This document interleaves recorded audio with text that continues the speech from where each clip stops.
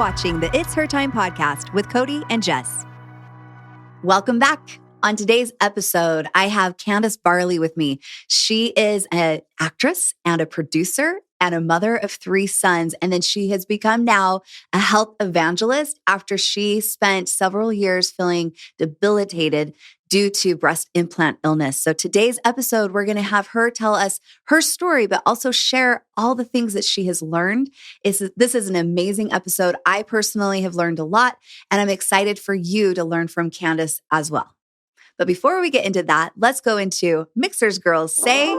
Okay, for our Mixers Girls Say, we're going to read through some product reviews. These are some of our favorite stories. We share these in our team meetings. This is what we get energized by on a day that business just feels tough and we're trying to solve problems and things. It's the testimonials and the customer experiences that just keep us going. They remind us why we do this. Yep. So, in this experience, okay, sorry this is so long, but I'm only on my 3rd day ever using mixers. I'm using Her Time, Her Power, and Her Guard. And I started my period on the 2nd day, and I can already tell a difference. My blood color is different. I'm happier, more focused and energized, and way less moody. I thought most of it was just in my head since I just started taking them, but my blood color went from the dark burgundy, which you say means high estrogen, to the bright cranberry red. And I went from using an ultra tampon every 3 hours on my first day to only twice that day. I searched high estrogen on Google, and I have been experiencing all of the symptoms I never knew. I feel so excited to be figuring out what's going on with my body and to be feeling better. Thank you so much for having such incredible products. I will be buying them long term. Yay. We love that. Yeah, we love that. And you know what? I can't wait for her to also add to her arsenal? Her baby. It's going to be so good. I mean, great. Yep. Okay, next. Okay, I just have to tell you, my periods have always been pretty bad. Irregular, cramps, you name it. Can we start that over? Did she say anything about getting pregnant? It's fine. It's fine. Sorry. No, it's fine. No. Yeah, it's good. No, we're good. I just also had the thought. I was like, wait a second. I was like, yes. Okay. Okay. Next. Okay, so next, we're going to read another review. She says, okay, I just have to tell you, my periods have always been pretty bad. Irregular, cramps, you name it. But after having her child, I'm not going to say their name, her 4th, it's been so much worse. Not that anyone would know this person or their kid's name, but it's still, whatever. When it's kids, I'm like, okay. Yeah. After having my 4th child, my cycles have been all over the place, anywhere from 48 days 1 month to 27 days another, and my periods have been 10 to 11 days long. The first 5 to 6 have been dark and cloudy, and the cramps have been horrible. I even went back on birth control at one point during the summer because I was absolutely desperate. After 1 month on birth control, I went back off because of the side effects were horrible. Long story-ish, I found your page and decided to give your products a try. I just started my period this morning and I have minimal to 0 cramping. And the real kicker, I started with red blood. This is the first cycle in 1.5 years that I didn't start with dark brown clots and horrible cramps. That's awesome. That's so awesome. You know what? We never mind the long testimonials, guys. Tell us the story. Tell us the whole story. Tell us the story because we are invested in it. And I love that you realize that bright red color and having a period, that's everything. That's what we're going for. That is a sign of health. Last one, this woman says, you guys are so awesome. I don't think you or anyone even understands how life-changing this has been for me. We actually do because it's been life-changing for us, but everyone has for you too. Yes. Yeah. I'm seriously blown away. I'm like a new person right now because of Her Time. I can't wait to try Her Love. It's ordered and on the way. Yes. Thanks for sharing reviews. We love hearing from each of you. And now we will listen to the episode. Yay. Mixers is a company made for women by women. Each of our products have been carefully and lovingly crafted to support you in all stages of your life, providing you with the optimal health you deserve. Each ingredient we handpick is 100% all natural, backed by science, and chosen specifically to better your life physically, mentally, and hormonally. Each product empowers your body to take charge of its monthly hormonal shift and flows, empowering you to live life to the fullest. Let Mixers take care of your needs from sunup to sundown, and you take care of the rest. Check us out at mixers.com, Mixhers.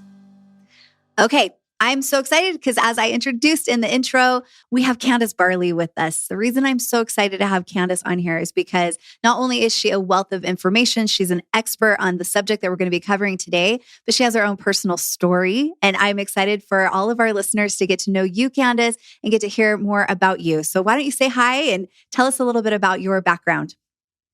Yeah, thank you so much for having me on.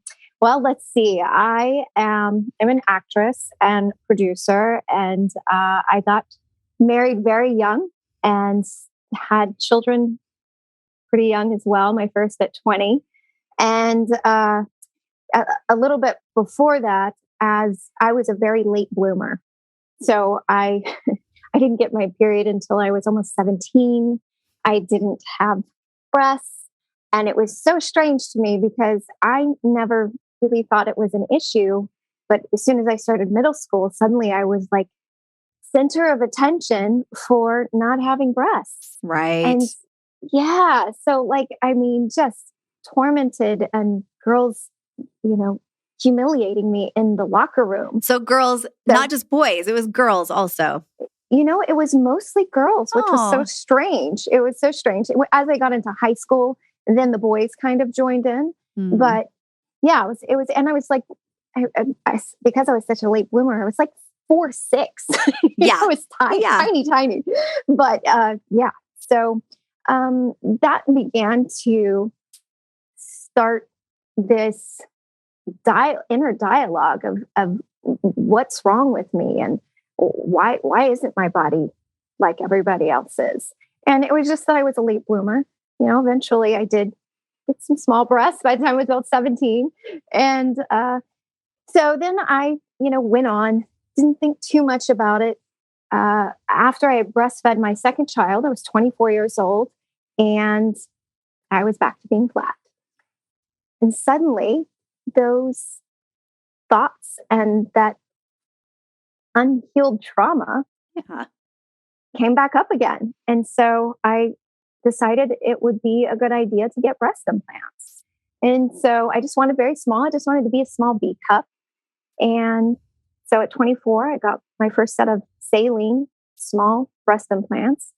And I loved them. I thought it was great. And within about 6 months, I started having extreme fatigue, like to the point that I went to the doctors and said, I think I might have thyroid issues. I'm so tired. I can't seem to stay awake. And they said, oh no, it's just because you have 2 children under 4. I said, well, I had 2 children under 2, one who was extremely sick. I never got any sleep and I was never this tired. But it never even occurred to me that it could have anything to do with anything other than maybe at 24, you start getting really tired. Yeah, that's about the age, you start feeling your age. No. Yeah. Right. Yes. So then by the time I was 26, I had my first saline rupture. Wow. I had been doing some yard work. I looked down when I went to get in the shower and one side was completely flat. Interesting. So yeah, breast implants have a warranty. So they were under warranty. And I was able to go back and get them both exchanged out. The doctor suggested I go up a little bit in size because my skin was stretched out.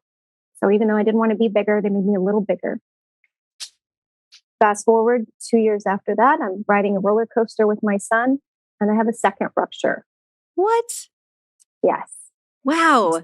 Oh, so the exchange. You were cursed. Yeah, you were cursed. I know. Yeah. Well, for those of us who have a very, very limited amount of breast tissue, the saline implants tend to ripple. They get ripples in them. And those can kind of wear down over time. And in addition, saline has it's supposed to have a one-way valve. So they put the implant in and then they fill them up. Okay. So you can have a faulty valve as well. And then we can get into the other issues with saline, and that is that it makes them more susceptible to mold. So exchanged them. Again, they told me I had to go a little bit up in size. So each time I'm getting bigger and bigger, and that's not something I ever wanted. And so by this time, I had started struggling with severe restless leg syndrome. went to the doctor for that. I didn't really have any answers or solutions or medications or any explanation as to why that was happening at 26 years old. And so again, just added it to this little symptoms list that was starting to grow. And as once the silicone implants were put back on the market, they were marketed as being safer. They were considered, they called them cohesive gel. So they would call them the gummy bear. It's a very fun name. Everyone wanted to get the gummy bear implant. And since I had already had 2 ruptures, it made sense to get the gummy bear implants. So this is my third, well, this would be my third surgery at this point.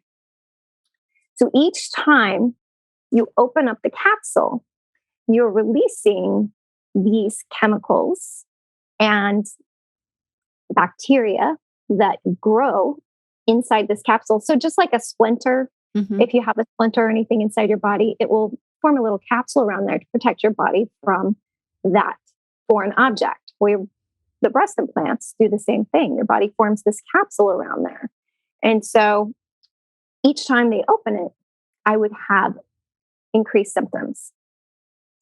But I was never putting this together. No, because nobody's ever talking about this. This is never anything that is discussed, like when you're even looking into getting breast implants or anything. This just is not even anything I think that was on anybody's radar. And I don't know how long ago you're talking. Like, I don't know how old you are now, but how many years ago was this? So this was, and now from my first set of implants was 20 years ago. I'm 45. Okay. I'm 45 now. Yeah. So I got I got the gel implants around, I don't know, 32, 33 years old. And that's when things really started to progressively get worse very quickly. I started having extreme hormone issues to the point that they suggested I go on birth control to, of course, try to help with these. Yeah, exactly. So, which caused all kinds of other issues. And I was having extreme heart palpitations. And so by this time, I'm starting to go, okay, I've really got to clean up my diet. And so I'm taking supplements and I'm focusing on really good nutrition and eating organic and, trying to do all of the right things. And I would get a little better.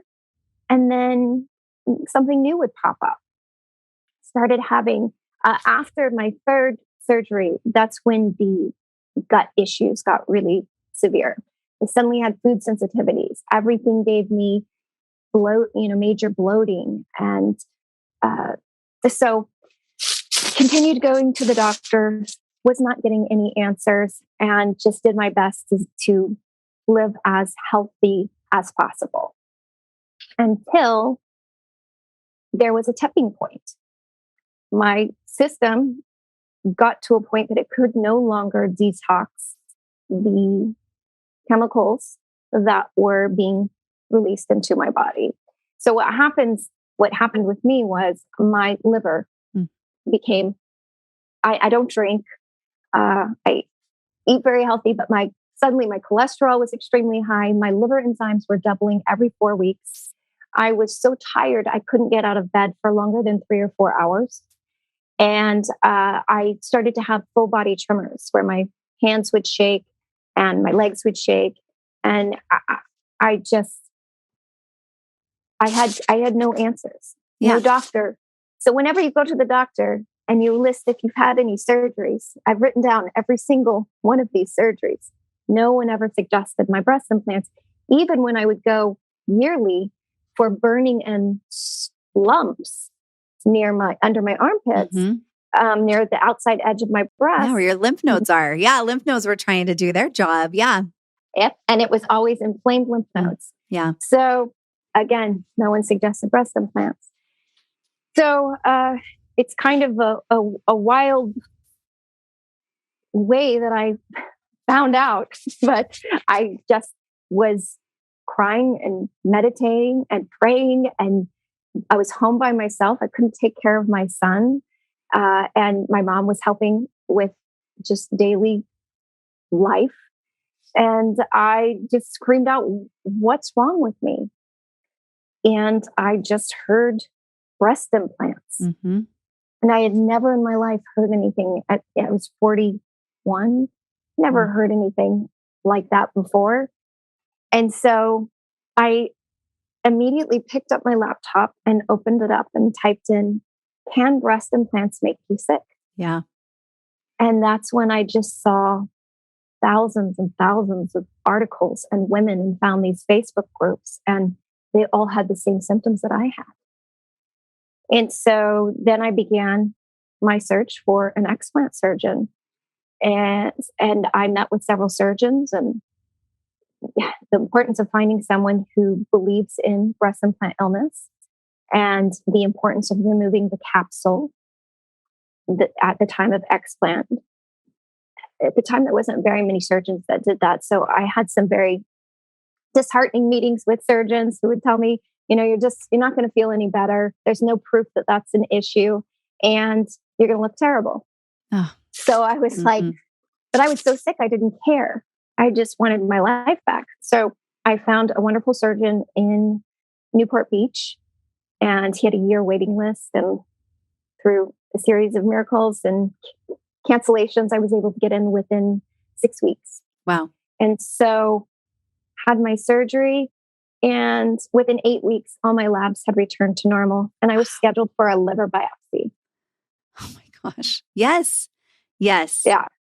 Your story is actually, and I'm sorry to interrupt you because I know the story continues, but I'm going to open up personally on here because I feel like when I found you on Instagram, just so you listeners know, I feel like it was a miracle because for the past couple of years, I have been struggling with some very crazy symptoms that have been not very explainable, but was told that I have high liver enzymes, that there's a liver disease that I am suffering with, that my thyroid is not working well, that there's issues now with my kidneys. There's all of these things, okay?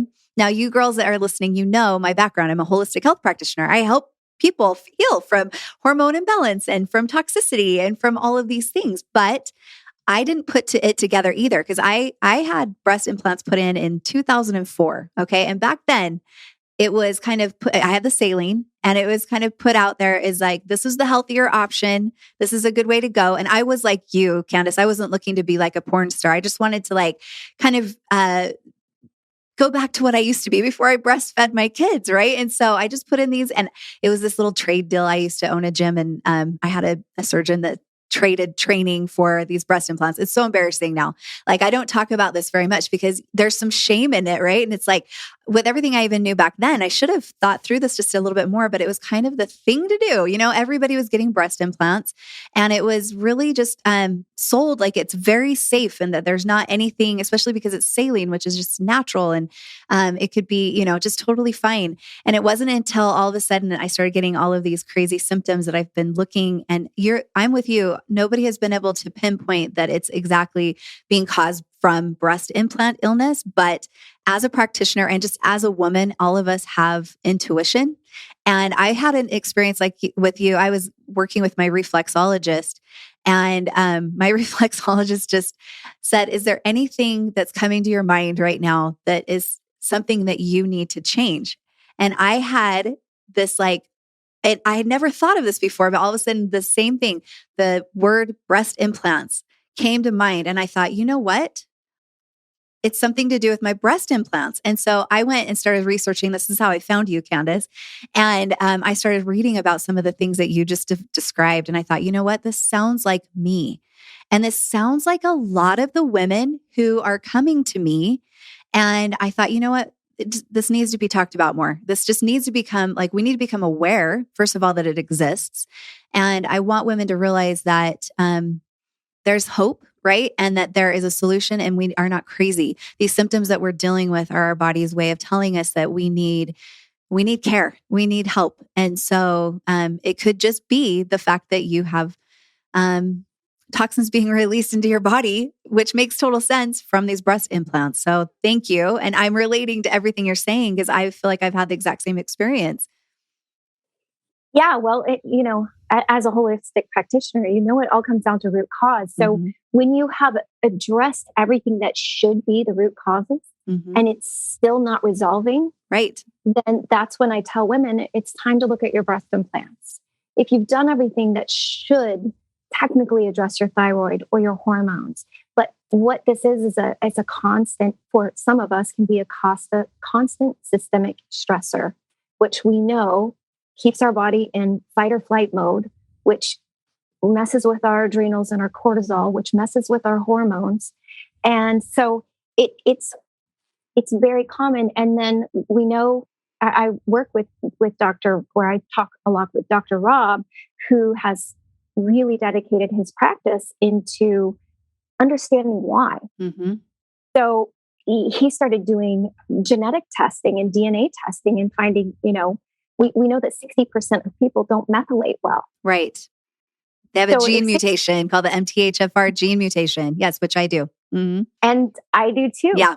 So he found that pretty much every woman coming in with BII had one of these methylation issues, whether it was with, MTHFR, or glutathione, vitamin D, SOD, like all across the board, they would have these same things. Another thing that he found, which is just incredible, was that 2/3 of these women had biofilm on their implants within the capsule. He does PCR testing and so of over 150 different types of genetic markers, bacterial DNA. So if 2/3 have that, there's not anything that you can do to address that other than removing that source of biofilm bacteria and toxicity. And so something that it's kind of there's a lot of controversy on whether you should do sauna with breast implants. Mm-hmm. But I feel like it needs to be studied and it needs to be discussed more, because so many of us are doing sauna now. I love my sauna. But when you have breast implants and they are heated up just like a plastic water bottle in our car, we know that if plastic is heated up, it leaches into our food or water or whatever substance is in there. It is believed the same thing happens with the implants. And I always tell women too, it's important to know that we all have silicone, whether it's saline or shell, because the shell is silicone. Mm-hmm. So while there is less chemicals in a saline, in the actual filling, mm-hmm. yes, the actual shell is still silicone. Right. So, and they've not done real studies to see what's happening with those particles. And your lymph system, all of these lymph nodes next to your breasts is very dense. So it's easy to get, and that gets very stagnant. So it's very important if you have breast implants to be doing manual, soft mm-hmm. lymphatic massage in that area. I didn't sweat the entire time I had breast implants. Wow. And I thought that was like, I'm such a lady. Yeah. Like you're so lucky. Yeah. But really, but not normal, not really healthy. Bad. Yeah. Really, really bad. Really, really bad. And it's probably, it's a huge part of why I ended up getting so sick. I couldn't flush those things out of my system. And I wasn't taking magnesium. I didn't, know that you were supposed to have 2 bowel movements a day. Right. These were just things that no doctor asked me about. Mm-hmm. It wasn't until I finally went to a functional medicine doctor that they started asking me things and putting these things together. And so then when I came in after I had had this revelation, do you think it could be my breast implants? And they were like, I had done food diaries. I had done everything that mm-hmm. they had asked me to do, and they couldn't figure it out. So yeah, after my explant, my labs returned to normal, and it took. So a rule of thumb is generally it takes about 1 month for every year you had breast implants to completely go through several detox dumps. Mm-hmm. So for me, I had implants for a total of 17 years. And so I would say it was a good 17 months before I stopped having, times where I would have a big detox and be in bed with kind of flu-like symptoms for a couple of days. But each time I got so much better that I learned to embrace those times and be like, this is a good thing. My body is healthy enough to go, okay, we're going to flush things out again. And then each time I just became so much better. And now here I am 3.5 years later, and I feel better than I felt since I was 24. That's amazing. So that's so cool. yeah. I love that. I love that that's because I'm all about sharing hope. I feel like our bodies are just miraculous. They know how to heal.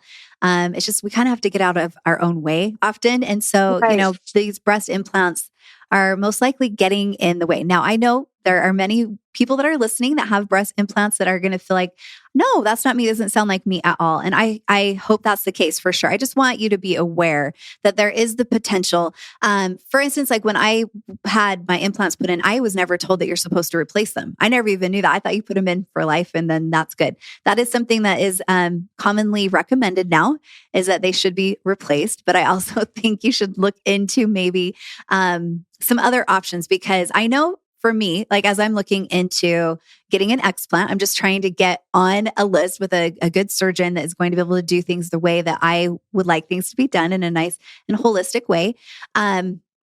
I also am like, okay, am I going to just look like I have these rocks and socks? Like, am I just going to be left with just this hideous, aftermath of having breast implants for as long as I've had? And so can you share with us a little bit, Candice, about what is it that is out there that's possible for us that's maybe a little reconstructive, or, just help us to realize that, it's worth it for me. I'm like you, I just want them out because I want these symptoms to be gone. So I don't even care what I look like afterwards, but it's good to know that there are some solutions to make things not look so droopy down there.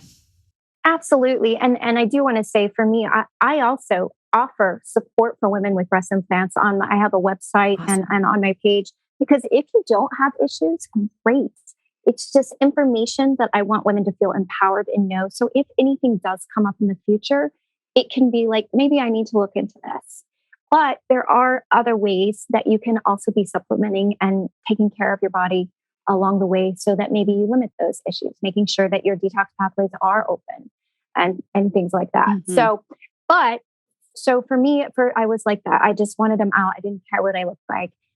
Because I had them so long, because I had very thin capsules, I had to have a lot of tissue removed at that time. And my pectorals mine were under the muscle for 17 years. You can't use your muscles. So they had atrophied way up. So I could only have mine only come to my second rib. That's where they were stitched to. So it was very difficult to see what I looked like. I was single, and I had been married for a very long time. And, this was like, oh my gosh, now I'm never going to let anyone see me. That you go through such a roller coaster. It's emotional. And it's very emotional. And I had to deal with, went back to dealing with the things from middle school again. Yeah. So for me, I say, I don't regret any of it. I've grown so much and I've learned so much about myself. But so after a few years, I started looking into fat transfer. And for me, I didn't want to be put back under general anesthesia, because I've had so many surgeries because of all the ruptures and the explant. So fat transfer is a really, really great option. It lasts. It's permanent. If you go to the right doctor, you have really excellent results. So a lot of people think, well, fat transfer, you're only going to retain 50%, maybe 60% if you're lucky. Well, what Dr. Rob talks about, which is was mind blowing to me, because I was always following these boards. I'm like, why are some women not being able to keep their breasts after they got these fat transfers? It's like, well, they haven't tested their hormones. Estrogen is a huge part of breasts and fat and being able to do this. So if their hormones are all a wreck and they do that, they're not going to be able to or they're still struggling with inflammation and haven't addressed those issues. So it's really great to go to someone who understands all of that and make sure you're going to have the best results possible by making sure that you have addressed any inflammation issues and food sensitivities and your hormones and thyroid. So I just recently had a reconstructive fat transfer. I'm only 3.5 weeks out. Oh, wow. And I'm an A cup and I'm thrilled. Yeah. And I opted to do mine awake. Oh, wow. Okay. I'm like, I keep saying, oh, wow, because that's crazy. So, okay, tell us about that. So, it's done in office. I went to a really excellent fat transfer surgeon in LA. Mm-hmm. His name is Dr. Jovino. And you take some, Zofran and Norco, they give you Xanax. I don't take any pharmaceuticals or anything. Yeah. So it's like, but you take that and it makes you extremely relaxed. And they are only able to take from a few areas. So I had my arms and my hips where they took it from. And is that because you're so lean? Is that why? Yeah. So somebody like me, they're like, oh, we got plenty. Yeah. Like, oh yeah. So that's much. It's ideal. You want to be able to have a little more on your body. And I thought that I did, but I thought that I did. Okay. But I didn't. Okay. So they can take it from my love handles and they can put it in my breasts. In your breasts. And I really liked the idea of being able to do it awake. I had no pain. Yeah. I was completely comfortable. He talked me through every step of the way. It was about 3.5 hours. And it was a very, very quick recovery. So, well, yeah, 3 weeks ago, and you look like you're feeling amazing. Yeah, doing great, and back to being able to do light workouts. Good. And so, another thing is like it didn't. The surgeries and stuff can really mess up your hormones and your cycle and hair loss and all that. So it's such an easy one. But the great thing is there are surgeons who are able, there's a select few who are able to do fat transfer at the time of explant. Okay. So you can get it all done at one time.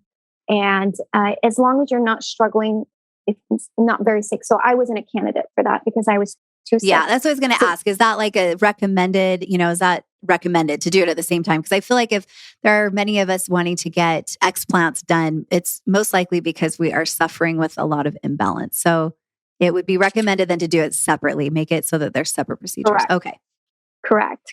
So definitely. And because you want to be able to get that inflammation down and you want to be able to flush those toxins because, toxins like to be stored in our fat. Mm-hmm. So that's just a good idea to do it like 3 months. 3 months is a good amount of time generally between explant and fat transfer.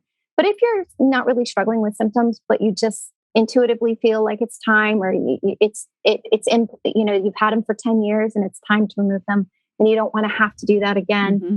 Fat transfer at the time of explant is really wonderful. Sounds good. Option. Yeah. No, it's good. I appreciate you sharing that there's a couple different things because it would be helpful for us to know what are some questions that we should ask, like when we are when we're going to these consultations with these different surgeons, to kind of find the person that's going to be right for us to do the explant surgery. Are there specific questions that we should be thinking about and asking that you can tell us? Yes, absolutely. So one of the first questions because I get this question a lot, is I tell them to ask the surgeon, how many explants have you done? Okay. So it's important because it's such a specific and delicate surgery because they're having to remove scar tissue that is on your chest wall. Mm. And so they really need to have had a lot of experience doing this. And so you want someone who's done 300, 500 or more explant surgeries. Next would be, do you understand and agree with the importance of removing the implant via en bloc, which means it's French for all in one piece, or a total capsulectomy, which is where one of the doctors says it's like an Easter egg. You don't want to crack the Easter egg mm-hmm. because you don't want anything to spill out because sometimes you don't know if there's a rupture or something else going on within that. So they dissect and remove the capsule with the implant completely inside and then remove the capsule from the implant and expect the implant once it's out of your body. And so that is extremely important. Which one is better than the one that you just now, like where they remove the entire like capsule? Is that the better option? Yeah, but both a lot of times it depends on whether you have very thick capsules or very thin capsules. So if a little tear or piece of the capsule is exposed as you're removing it, then that's considered a total capsulectomy. En bloc means there's not a single opening in the whole capsule shell. So yes, en bloc is what they all should try to do. And the experienced surgeons do try to do that and are getting very good, even with very, very thin capsules. But occasionally there's some areas where the capsule has grown out and they just have to, it's considered a total capsulectomy. So that's the extremely important with, the FDA has come out with news recently talking about different issues with the capsule. And so the importance of removing that capsule so that there can't later be issues like ALCL and the different extremely rare but cancers that they've found within the capsule. That's why that's important to remove that. So, and then I feel it's very important to, especially if you're struggling with symptoms, to ask them if they are educated on and believe in breast implant illness, because many of these surgeons, I just was on a Zoom call last night with 5 of the leading explant surgeons in the United States and their patient advocates. And, they see their patients. I mean, it still blows their mind, and so it's really amazing because they got into cosmetic surgery to do all of these, beautifying things to women, but now they're actually getting to like change their lives for the better. And so they're very passionate about making sure that those things are done correctly. So, and making sure that you look as good as possible. Right. So another important question to ask is if they see that there is an issue with the muscle, they will do muscle repair, because muscle repair can make a difference in the way that the breasts sit after, so it kind of elevates them a little bit if you've had atrophy and issues like I have. And those are pretty much the most important those questions. Are good ones. Yeah. Really good. Awesome. Yeah.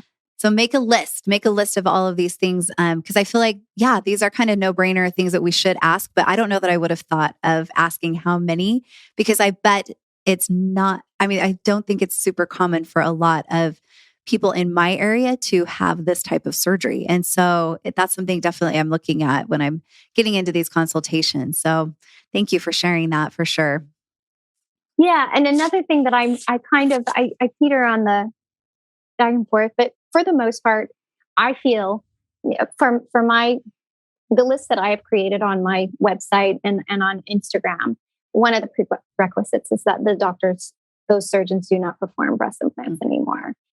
Because if they're constantly removing implants and seeing that these women were very sick and are getting much better, I have a difficult time with them going, okay, I'm going to put these implants back into someone. Yeah. So pretty much most of those top expert surgeons don't do that anymore.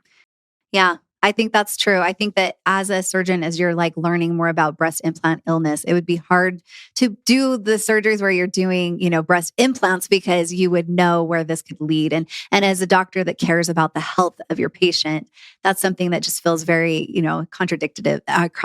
So I think that that's a key thought that you had, Candice, and for sure something we should be thinking about. I love that you mentioned that you have a website. I know I follow you on Instagram, but can you tell us all of the ways that people can kind of connect with you and learn more about this? Because it's amazing. It sounds like you've got a support group and all kinds of great resources for us. Yeah. So my website and Instagram is Alistico Life. So I went to Italy by myself in June. Oh, how fun. How fun. for my 45th birthday. And so Olistico is holistic in Italian. So that's where that comes from. But I have a protocols page. I have different things that have been extremely helpful in my healing journey, but also that are important. I tell women, as soon as you recognize or discover that maybe it's your breast implants that are making you sick or that are causing these symptoms, it can be very frightening. And so I feel like as soon as you know, that's the first step in healing. And so you can start taking steps to support your body and your mind throughout the process, because sometimes it can be, it's expensive, it's time off of work for surgery or someone to watch the kids. So it's not something that you can just do overnight, but there are many things that you can start doing to support your body and help those detox pathways. So I have a protocols page. I've had several interviews that I've done. One with doctor, her name's Dr. Kate. She had breast implants. She became very sick, and she developed a formula it's called Dr. Kate's Silicone Support Formula for women with breast implants to help with methylation, with collagen synthesis, to help build a thicker capsule, which helps protect your body from things within the implant. So I've got Dr. Rob has his entire line that he recommends for his patients to help them methylate better, to address food sensitivity issues, to reduce inflammation. The first thing he says to anyone who is looking to help reduce symptoms and prepare for explant is all nutrition, which is, I love that. Organic. I love that a doctor tells us that. That's so good. Yeah. So just making sure, that they're not eating things that are inflammatory is his number one first bit of advice. Well, food is medicine right there. I mean, it's such a no-brainer. Of course, this is going to have a huge effect. And I love that you have these protocols on there. What I'm hoping is we'll eventually get some of our Mixers products on your protocols, because that's what we're all about too. A lot of our supplements, Her Time, for instance, helps with overall just endocrine support, but it also helps with methylation. So that helps to support the liver and as well as the gut. And then we have like a greens drink that also helps to give the nutrients that are so necessary for those processes. Nutrition it matters. And so there's lots of great resources that are out there. So I love that you're sharing the ones that have been helpful for you. And I just want the listeners to just know, like, it matters. So making sure that you're eating the right foods, but then also getting the right kind of supplementation to help support your needs.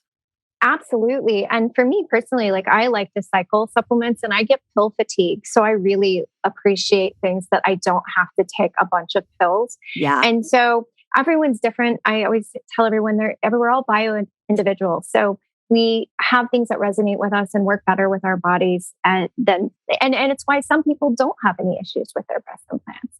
My whole reason for sharing is because I just don't want anyone to ever get as sick as I was. Mm-hmm. And I would have never gotten to that point had I ever even had a clue, had one doctor said, it's possible that these issues could be because of your breast implants. Mm-hmm. Not even after they discovered I had MTHFR, that I had methylation problems. Still no one said. So yeah, it's just knowledge is power. And I want women to feel empowered. I laugh because I say that in pretty much every episode. I'm like, knowledge is power, but it's so true. And that's my whole purpose of having this episode too, is because I know you had said earlier how it's like, okay, after you have done all of the things to help with your detoxification and have help with the nutrition and all the lifestyle things that you can do, then look at the breast implant illness. But what I hope is that now this is going to bring to mind that this is a possibility. So maybe even before you try everything, this is something that you can consider. So it can save a lot of years of suffering, just like with no clue why, and you're thinking, I'm doing all of the things that are supposed to be helping and it works for everybody else, but why is it not working for me? And why do I still feel like this? Because, I'm like you, like I could probably tell you everything I've eaten for the last 20 years, and I eat healthy. I do the 80-20 rule. I'm not I've learned to not be a freaker about the food and enjoy some treats every once in a while. That's balance, right?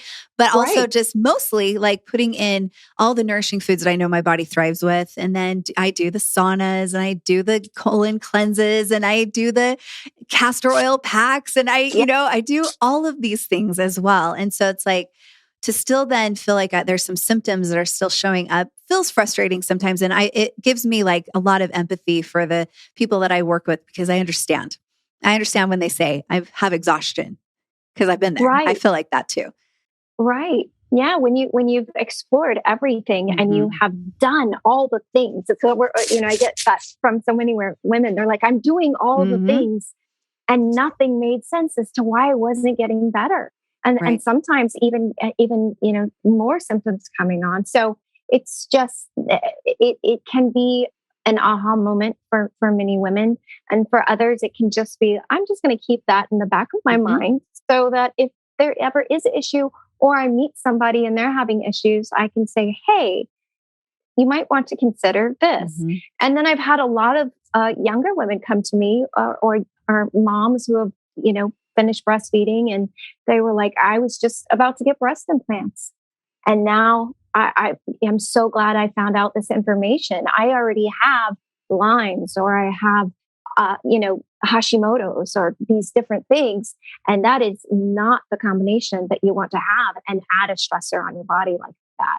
So definitely something to consider, and something that might not be brought up when you are looking into and talking and consulting with a doctor about getting breast implants. Those might not be questions that they ask you.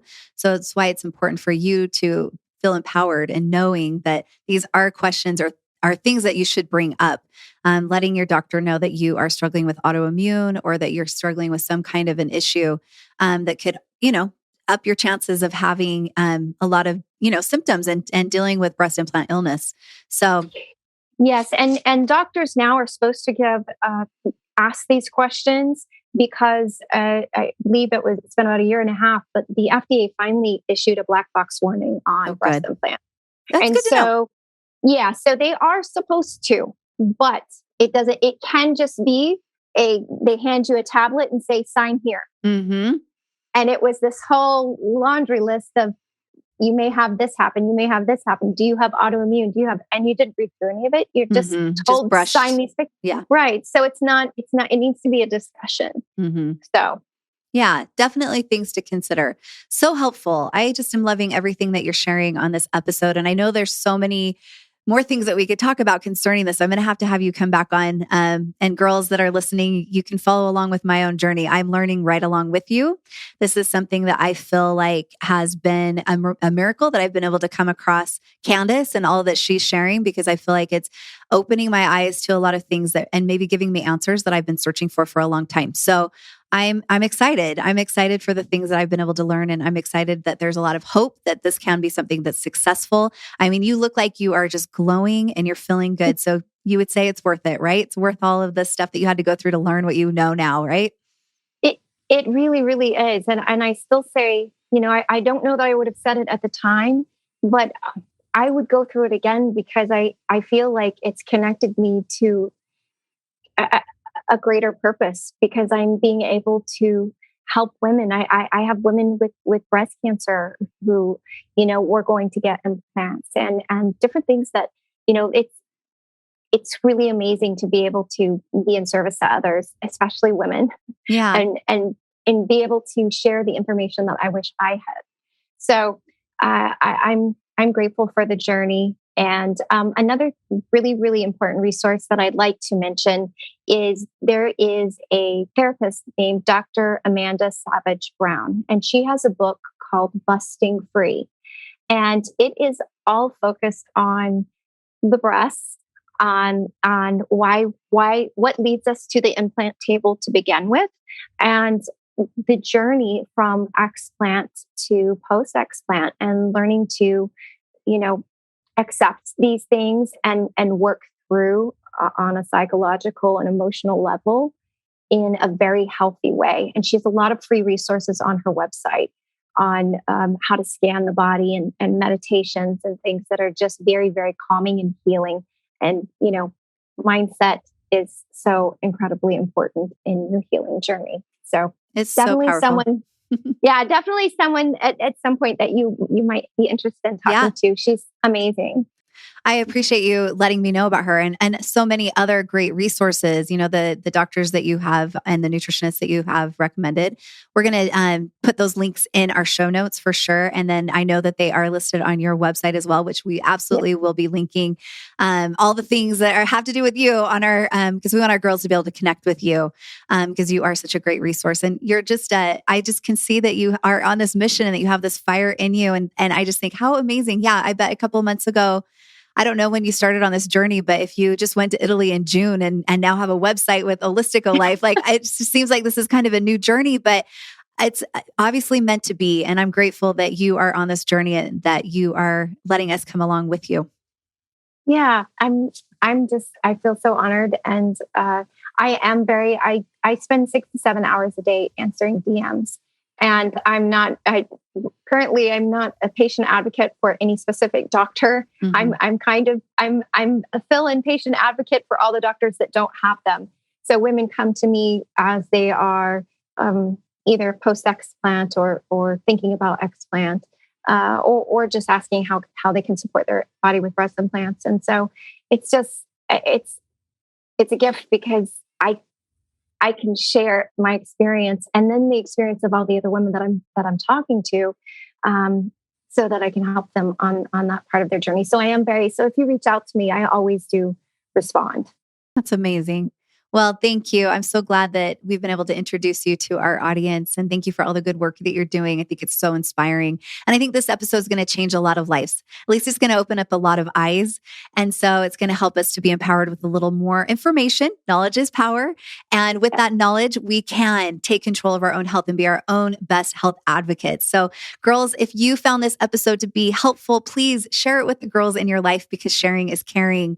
And the more you're able to share this episode, the more people we can help. So we all feel passionate about helping women to be able to make the most of their life. And that comes from being healthy. If we're not feeling healthy, we're not feeling well, we can't go out and do the important work that we're meant to do. So it's important that we have these kinds of conversations. So until next week, I hope you have a very happy and healthy week. And we will be back again next Tuesday with another incredible episode. And make sure you go and visit our show notes so that you can find ways that you can connect with Candice and learn more about breast implant illness and be able to share that information with others. Thanks again. Bye.